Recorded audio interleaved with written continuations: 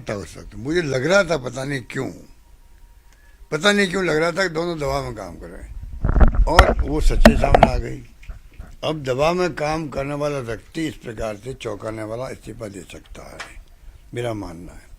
अब असली बात क्या हुई है वो तो आरएसएस जाने या बीजेपी वाले जाने, ये किसी को नहीं मालूम है। आरएसएस को मालूम होगा, प्रधानमंत्री जी को मालूम होगा, मेरे ख्याल से ज़्यादा तो मैं कह सकता हूँ दो को मालूम होगा कि किन कारणों से इस्तीफे हुए हैं।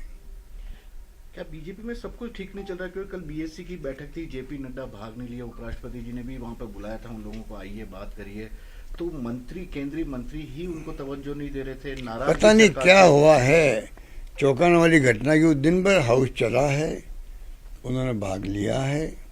कल जो बीएससी की मीटिंग होती है, जो प्रोग्राम तय होता है जो आप कह रहे हो आगे के लिए, वो मीटिंग भी हुई है, अचानक शाम को इस्तीफा हुआ है, तो चौंकाने वाली घटना ही। तो अब सच्चाई क्या है ये आने वाले वक्त मालूम पड़ेगा कि कोई बहुत बड़ा प्लान है क्या इनका, राजनीतिक तौर से कोई घटना चक्र चलाने का।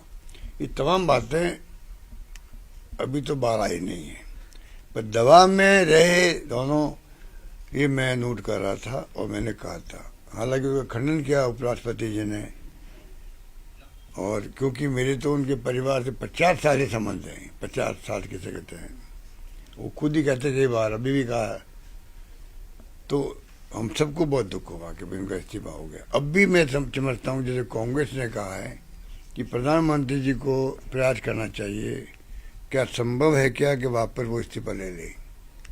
ये जयराम रमेश, जो हमारे मिस्टर जयराम रमेश जो हमारे वो हैं मीडिया के महामंत्री एआईसीसी, उन्होंने भी ये कहा है कि प्रधानमंत्री को चाहिए कि एक प्रयास करे कि वापस इस्तीफा ले ले।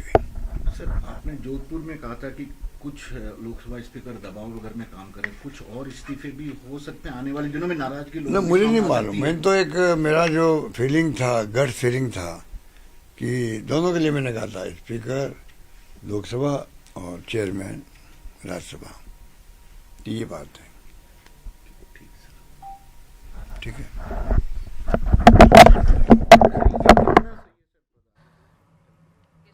तो जगदीप धनखड़ के इस्तीफे के बाद सूबे की सियासत पूरी तरीके से गर्म हो चुकी है। पूर्व सीएम अशोक गहलोत को सुन रहे थे आप, उन्होंने कटाक्ष करते हुए कहा है कि दोनों सदनों के जो स्पीकर हैं वो राजस्थान से ही हैं, बावजूद इसके दोनों ही दबाव में काम कर रहे हैं।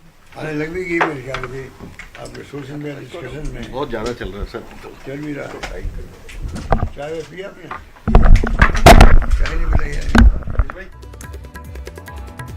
तो दबाव में दोनों सदन के स्पीकर काम कर रहे हैं। खास करके जगदीप धनखड़ के लिए वो बोलते हुए नजर आए कि वो उनके पारिवारिक संबंध हमारे काफ़ी अच्छे रहे हैं, और जिस तरीके से उन्होंने इस्तीफा दिया तो ये चौंकाने वाला था, ये चौंकाने वाली घटना रही। उन्होंने कहा कि मैं स्तब्ध रह गया जैसे मैंने सुना कि उन्होंने इस्तीफा दे दिया। हालांकि स्वास्थ्य कारणों का हवाला जगदीप धनखड़ की तरफ से भले ही दिया गया है, लेकिन अशोक गहलोत कहते हुए नजर आए हैं कि उन्होंने दबाव में लगातार काम कर रहे थे, जिसकी वजह से कहीं ना कहीं उन्होंने ये फैसला लिया होगा। तो ये बड़ा बयान पूर्व सीएम की तरफ से यहाँ पर दिया गया है।